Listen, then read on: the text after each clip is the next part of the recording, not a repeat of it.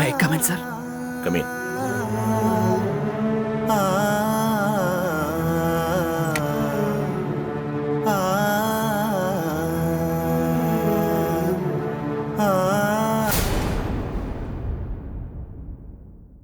வராம்பார் சினிமாக்காரன் இல்லையா, அதான் வில்லன் மாதிரியே நடந்து வரான்.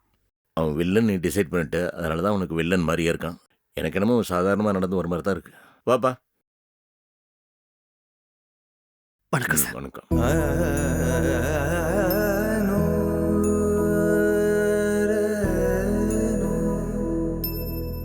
முதல்ல உங்களுக்கு தேங்க்ஸ் சொல்லிக்கிறேன் சார். எதுக்கு? இல்ல, என்ன தேவியோட புருஷனா உங்க வீட்டுல பார்த்த போது உங்க மனநிலை எப்படி இருந்திருக்குங்கிறது என்னால புரிஞ்சுக்க முடியுது. உங்க கோபம் நியாயமானது. என் மேல இப்பவும் கோபமா தான் இருப்பீங்க. பட் நீங்க அவ்வளவு கோபத்துல இருந்தும் கூட நான் உங்ககிட்ட பேசணும்னு சொன்ன உடனே அதுக்கு சம்மதிச்சிங்களே, அதுக்கு தான் சார் தேங்க்ஸ். கதிர், நீ செய்யறதெல்லாம் செஞ்சுட்டு அதுக்கு என்ன காரணம் சொல்ல போறேன்னு எங்களுக்கு கேட்கறதுக்கு ஆவலா இருக்கு. அதனால்தான். பத்ரி, அவனை பேச விடு. இன்னும் பேச விடுறதுக்கு என்ன இருக்கு? பாரதிய நம்ம சந்தோஷுக்கு தாரவாத்து கொடுத்தாச்சு. அந்த தியாகம் முடிஞ்ச உடனே இப்ப தேவிய கல்யாணம் பண்ணிக்கிட்டாரு. இத நீ கேட்க போறியா? என்னால முடியாது, ஆள விடு, நான் கிளம்புறேன். சார், சார் நீங்க என்ன வேணா பேசலாம் சார். என்ன நீங்க என்ன வேணா திட்டலாம். என்ன நான் தப்பு பண்ணிருக்கேன்.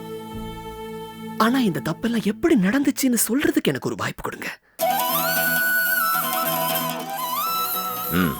சொல்லுப்பா. சார், நான் என் வாழ்க்கையில பெருசா நினைச்சது 2 விஷயங்கள் தான். ஒண்ணு, பாரதியோட சந்தோஷமா ஒரு வாழ்க்கை. அது கனவு மாதிரி கலைஞ்சு போச்சு. பாரதிக்கு அப்புறம் என்னுடைய சுவாசம், உயிர் எல்லாமே சினிமா தான். சார், இந்த சினிமா மட்டும் இல்லைன்னா பாரதியை விட்டு நான் பிரிஞ்ச உடனே செத்து போயிருப்பேன். பாரதியை விட்டு பிரிஞ்ச உடனே நான் என்னுடைய உயிரை உருக்கி ஒரு கதை எழுதினேன். அந்த கதையை ஒரு ப்ரொடியூசர் கிட்ட சொன்னேன். சார், அந்த ப்ரொடியூசர் கூட உங்களுக்கு ஒருவேளை தெரிஞ்சிருக்கும். தேவியுடைய ஃப்ரெண்ட் பிரியா. பிரியாவுடைய அப்பா தான் அந்த ப்ரொடியூசர். அவருக்கும் கதை பிடிச்சிருந்துச்சு. படத்தை ப்ரொடியூஸ் பண்றதுக்கு முன் வந்தாரு. பாப்புலர் ஹீரோ ரவி பிரசாத்தை வச்சு ஷூட்டிங்கும் ஸ்டார்ட் பண்ணோம்.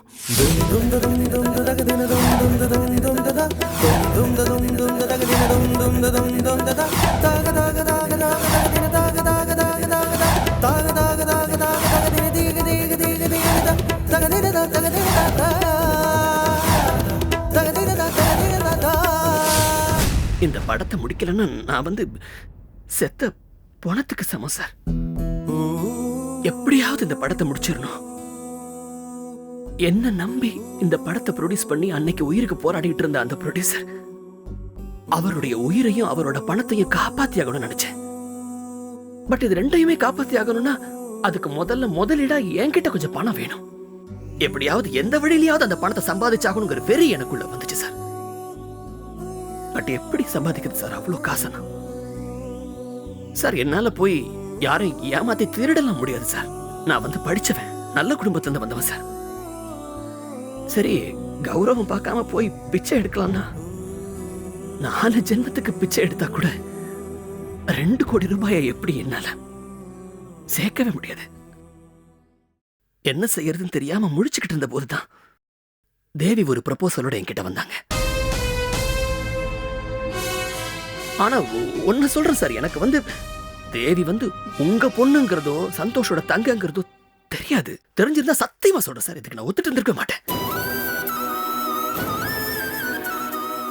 தேவி கிட்ட இந்த பொம்மை கல்யாணத்துக்கு ஒத்துக்கிறதுக்கு முன்னாடி கூட நான் கொஞ்சம் யோசிச்சேன், இதனால யாருக்காவது ஏதாவது பாதகம் வருமான்னு. ஆனா அப்ப எதுவும் தப்பா தோணல. இந்த கல்யாணம் பண்ணிக்கிறதுனால நியாயமா ஒரு பொண்ணுக்கு சேர வேண்டிய சொத்து அவளுக்கு சேரப்போகுது.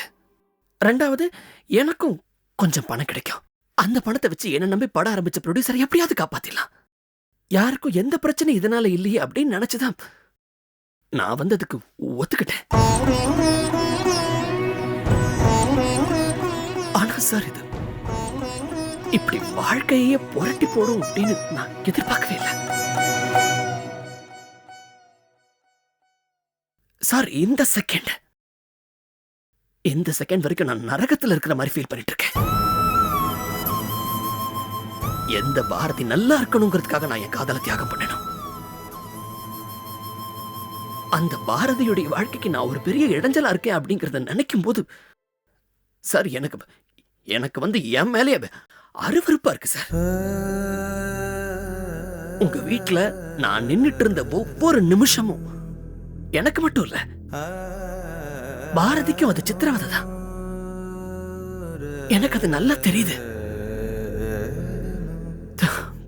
தெரியாம ஒரு பெரிய தப்ப நான் பண்ணிட்டேன்.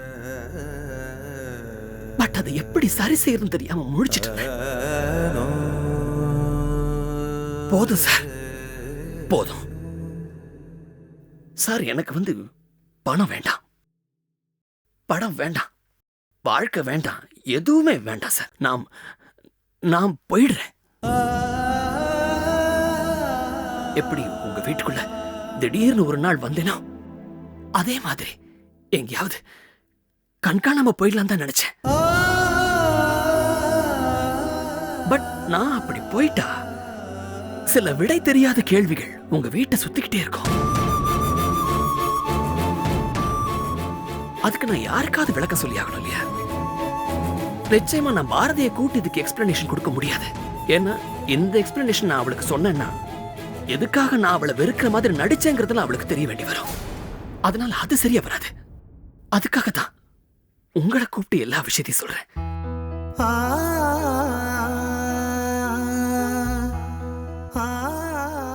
என்னுடைய வாழ்க்கை தான் நரகமாயிடுச்சு.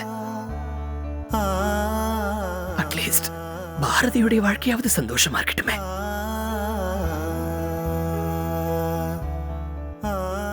சார், ஒரு அழகான குருவி கூட்ட கலைச்ச பாவம் எனக்கு வேண்டாம். லைஃப்ல எனக்கு எதுவுமே இல்ல. குறைஞ்சபட்சம் பாரதி நிம்மதியா இருக்கிறா அப்படிங்கிற சந்தோஷத்தோட நான் விலகிக்கிறேன். இப்ப சொல்றேன், இனி எந்த காலகட்டத்திலையும் பாரதி வாழ்க்கையில நான் குறுக்க வரமாட்டேன்.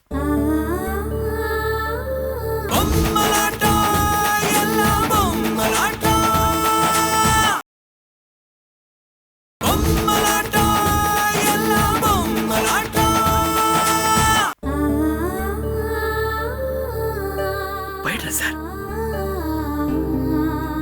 இனி வாழ்க்கையில எந்த ஒரு சந்தர்ப்பத்திலையும் இந்த கதிர் உங்க கண்ணு முன்னாடி வந்து நிக்க மாட்டான். உங்க குடும்பத்தை பொறுத்த வரைக்கும் என்னுடைய சாப்டர் க்ளோஸ். நான் போறேன்.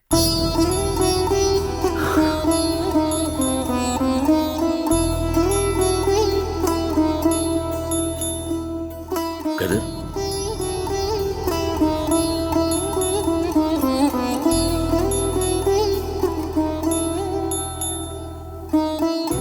கதிர், ஐ எம் வெரி சாரி. இந்த விவரமெல்லாம் தெரியாம உன்னை தப்பா நினைச்சிட்டேன். இல்ல சார், என்ன சார் நீங்க என்கிட்ட போய் சாரிலாம் கேட்டுக்கிட்டேன். உங்க இடத்துல யார் இருந்திருந்தாலும் என் மேல கோவம் தான் பட்டிருப்பாங்க. எதுக்கு இந்த வேதனை? பாரதி கிட்ட இந்த விஷயத்தை பத்தி உண்மையை சொல்லிட்டேன்னா அவ நம்பிட்டான்னா அதுக்கப்புறம் நீ நிம்மதியா இருக்கலாம். சார், ப்ளீஸ் சார், தயவு செஞ்சு நான் உங்க காலில் விழுந்து கெஞ்சி கேட்கிறேன். அந்த தப்பை மட்டும் பண்ணிடாதீங்க சார். எல்லா விஷயமும் பாரதிக்கு தெரிஞ்சா அவ தாங்க மாட்டா. எங்க காதல் தோல்வியில நான் ஒருத்த மட்டுமே சிலுவையை சுமக்கிறவனா இருந்துட்டு போறேன். பாரதிக்கு இதெல்லாம் தெரிஞ்சா அவ துடிச்சு போயிடுவா. அவளால தாங்க முடியாது. அவளை பொறுத்த வரைக்கும் என்ன கெட்டவன் நினைச்சிட்டு இருக்கா.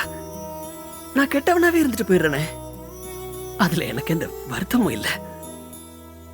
அது மட்டும் இல்ல, நான் இது வரைக்கும் அப்சர்வ் பண்ணதுல இருந்து இப்பதான் அவ உங்க மகன் கூட சந்தோஷமா வாழ ஆரம்பிச்சிருக்கான்னு தெரியுது. இந்த சமயத்துல எல்லா உண்மைகளும் தெரிஞ்சதுன்னா அவங்க வாழ்க்கையில நிம்மதியே இல்லாம போயிடும். வேண்டாம் சார், வேண்டாம். அவங்க வாழ்க்கை நரகமாயிடும். வேண்டாம். பாரதியை பொறுத்த வரைக்கும் என்னைக்குமே நான் கெட்டவனாவே இருந்துட்டு போயிடுறேன்.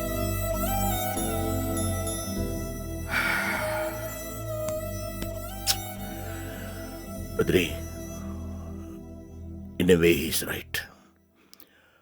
அனாவசியமா பாரதியோட நிம்மதியை கெடுப்பானு பாரதியோட சொல்ல வேண்டாம். அவ்வளவுதான் சார். நான் சொல்ல நினைச்சதை சொல்லிட்டேன். நான் கிளம்புறேன். கதிர்,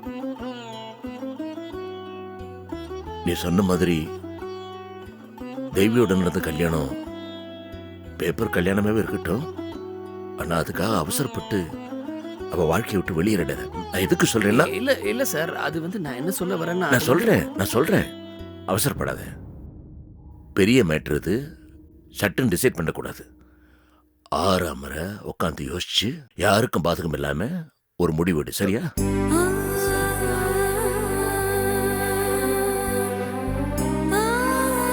சரி சார். தேங்க்ஸ். நான் போலாமா? தாராளமா போகலாம். வரேன் சார். வரேன் சார்.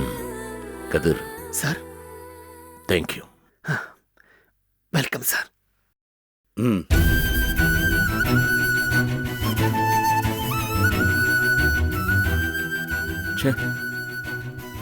எவ்வளவு நல்ல பையனை நான் தப்பா நினைச்சிட்டேன்பா. உன் பொண்ணு வாழ்க்கை பூரா தப்பு பண்ணிக்கிட்டு இருக்கா. இந்த தடவை ஒரு தப்பு பண்றதா நினைச்சு ஒரு நல்ல காரியம் பண்ணியிருக்கா. உன்னை ஏமாத்துறதா நினைச்சு ஒரு நல்லவனை கல்யாணம் பண்ணியிருக்கா. பத்ரி, யோசிச்சு பார்த்தா ஆண்டவன் அவளுக்கு நன்மை தான் பண்ணியிருக்கான்னு நினைக்கிறேன். எப்படி பாரதி சந்தோஷுக்கு நல்ல மனைவியோ அதே மாதிரி நம்ம தேவிக்கு கதிர் தான் சரியான கணவன் நான் நினைக்கிறேன். ஏண்டா எல்லாத்தையும் பிசினஸ் மாதிரி தான் பாப்பியா? டேய், ஒரு வாத்தியாருக்கு வாழ்க்கை பூரா பாடமா தாண்டா தெரியும். அதே மாதிரி ஒரு பிசினஸ்மேனுக்கு வாழ்க்கை பூரா வியாபாரமா தான் தெரியும். சரி, கிளம்புவோம். டேய், நான் பிசினஸ்மேனா, நீ யாரா? போலீஸ்காரன் சொல்லிக்கலாம். வா. திருட்டு போயில.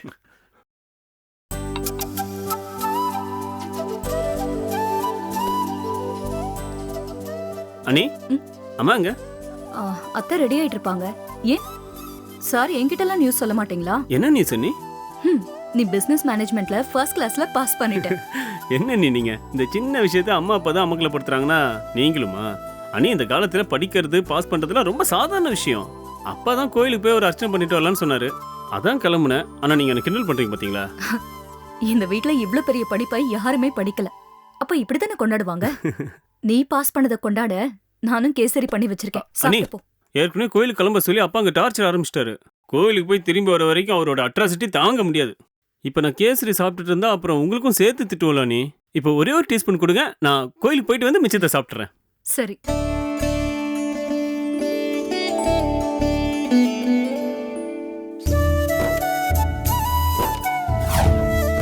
அனி, கேசரி சூப்பர். கோயிலுக்கு போயிட்டு வந்து ஒரு புடி பிடிச்சிருவேன். அனி, என்ன ஆசீர்வாதம் பண்ணுங்க. ஹே, God bless you. ஓகே நீ, நான் அப்பா கூட கார்ல வெயிட் பண்றேன். அம்மா வந்து வர சொல்றீங்களா? சரி. பை அனி. பை.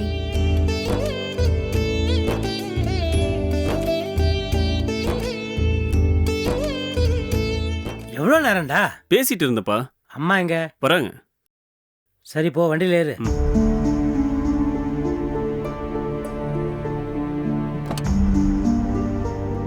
சிவகாமி,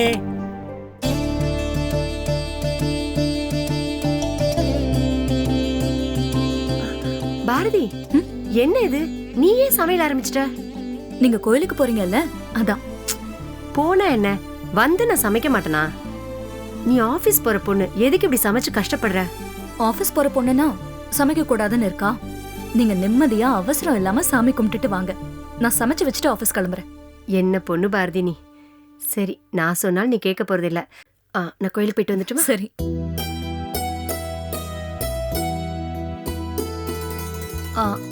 அத்தை, ஒரு நிமிஷம். என்ன பாரதி? ஒரு ரகசியம் சொல்லட்டா? என்ன ரகசியம்? இந்த சாரியில நீங்க அப்படியே பிரமாதமா இருக்கீங்க. நீங்க இத்தனை அழகுன்னு எனக்கு இன்னைக்கு தான் தெரியும். நிஜமாவா? ம், நீ இந்த சாரியை பார்த்துட்டு எதுவுமே சொல்லல. நான் ஏதோ சாதாரணமானதா கட்டியிருக்க போல நினைச்சிட்டேன். சாரி சாதாரணமானதுதான். அத கட்டினவங்க தான் கொள்ள அழகு. ரொம்ப கிண்டல் பண்ணாத பாரதி. கிண்டல்லாம் இல்ல, நிஜமா தான் சொல்றேன். ஏய் சிவகாமி, 4வது தடவை கூப்பிட்டாச்சு. இவர் கூட வெளியில போறது சந்தோஷனா, இவர் படுத்துற டென்ஷன் இருக்குதே அதுதான் பெரிய தொல்லையே. அவரோட டென்ஷன்லாம் இந்த சாரியில உங்களை பார்த்ததும் அப்படியே பறந்து போயிடும். நீ தான் மெச்சுக்கணும். அவர் கண்ல என்கிட்ட என்ன குறையோ அது மட்டும் தான் முதல்ல தெரியும். நல்ல விஷயமே ஒரு கண்ல படாது ஏய் பாரதி. முட்டாள் சிவகாமி. இதோ வந்துட்டங்க. இப்ப திட்ட ஆரம்பிச்சாருன்னா வீடு திரும்புற வரைக்கும் ரெக்கார்டு ஓயாது. பாராட்ட தெரியாது, ஆனா எல்லாரும் முன்னாடி திட்ட மட்டும் தெரியும். சரி பாரதி, நான் வரேன். சமைச்சு வச்சதுக்கு ரொம்ப தேங்க்ஸ். நான் பதட்டப்படாம நிம்மதியா சாமி கும்பிட்டுட்டு வரலாம். வரட்டா? சரி அத்தை.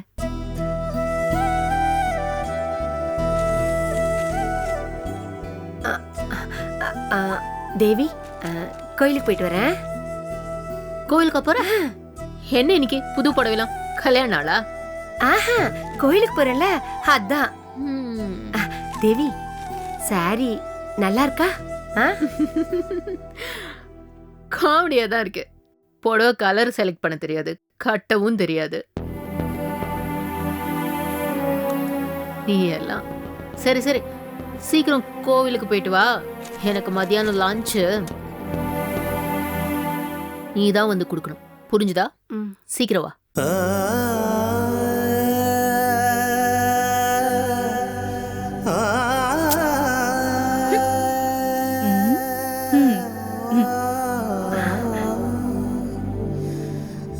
ஏய் இன்னும் என்னடி பண்ணிட்டு இருக்க? வாடி.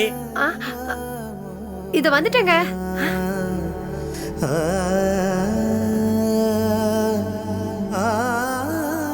அறிவில்லை உனக்கு? என்ன உலக அழகி போட்டிக்க போற? அலங்காரம் பண்ணிட்டு எப்படி இருக்கு எப்படி இருக்குன்னு கேட்டுக்கிட்டு ஏன் வண்டியில?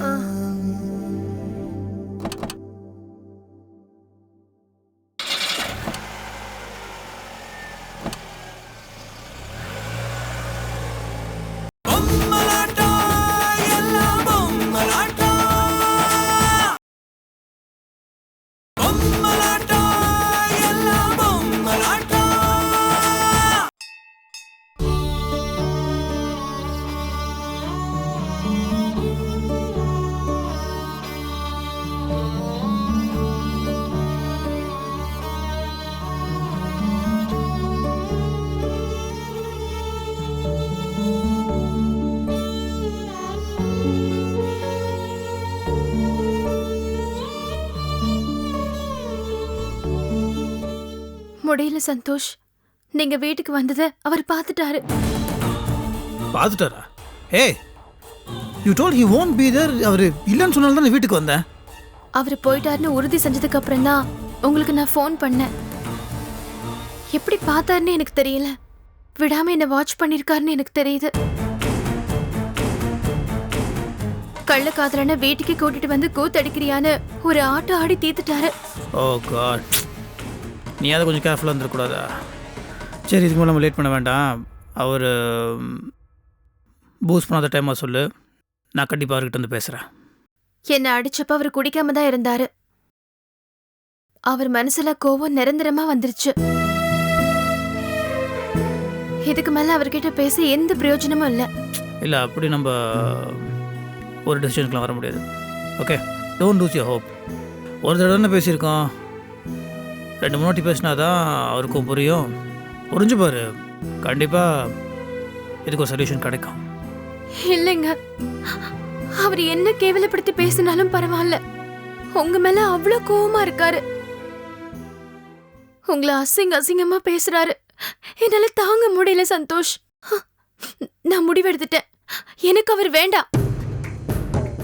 இந்த மேரேஜ், இந்த சந்தேகம், இந்த அடி உத, இந்த வாழ்க்கை எல்லாமே எனக்கு வெறுத்து போச்சு. உங்களால முடியும்னா தயவு செஞ்சு அவர்கிட்ட இருந்து டைவர்ஸ் மட்டும் வாங்கி கொடுங்க, உங்களுக்கு புண்ணியமா போகும். ஏய் கமான், நான் டோன்ட் கெட் எமோஷனல். என்னது டைவர்ஸ் அது இதுன்னு? Every problem has a solution. Okay, நீ கொஞ்சம் பேஷண்ட்டாக இரு. அவசரப்பட்டு எந்த முடிவு எடுக்காத. ம், இல்ல, நான் உணர்ச்சி வசப்பட்ட இந்த முடிவை எடுக்கல. கெட்ட கெட்ட வார்த்தையை கேட்டு அசிங்கப்பட முடியல. தினமும் 10 தடவை செத்து செத்து பொழைக்கிறேன். எதுக்கு எடுத்தாலும் உங்களையும் என்னையும் சேர்த்து வச்சு அசிங்கமா பேசி ரொம்ப சித்திரவதை பண்றாரு. என்னை மறைஞ்சிருந்து கண்காணிக்கிறாரோன்னு எனக்கு சந்தேகமா இருக்கு. அதனால தான் நான் உங்களை கோயிலுக்கு வர சொன்னேன். சரி, நீ அதை நினச்சே கவலைப்பட்டுட்டு இருக்காத. It's a tough shell to crack. 2-3 தடவை பேசினா தான் அவருக்கும் புரியும். நான் பேசுகிறேன், ஓகேவா? அது வரைக்கும் நீ கொஞ்சம் ஹேஸ்டி டிசிஷன்ஸ் எடுக்காம இரு.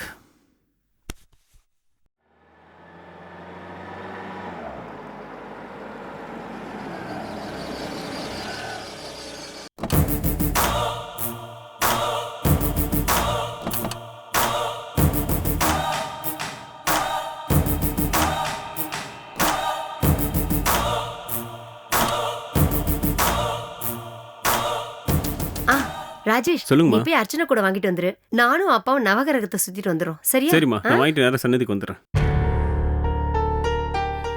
வாங்க போலாம். ஏய் லூசாடி நீ தானே எப்பவும் சொல்ல கோயிலுக்கு போனா காலெல்லாம் சுத்தபத்தமா கழுவிட்டு போகணும்னு. வா, முதல்ல குளத்தை போய் காலை கழுவிக்கிட்டு அப்புறமா போவோம். பரவாயில்லையே, ஏன் பேச்ச கூட கேக்குறீங்க. சரி வாங்க. வா வா வா. Now will you stop crying? ஏய், இங்க பாரு, இந்த பிரச்சனைக்கு ஒரு முடிவு கட்டலாம்னு சொல்கிறேன்ல, நீ அழுகுது நிறுத்துமா.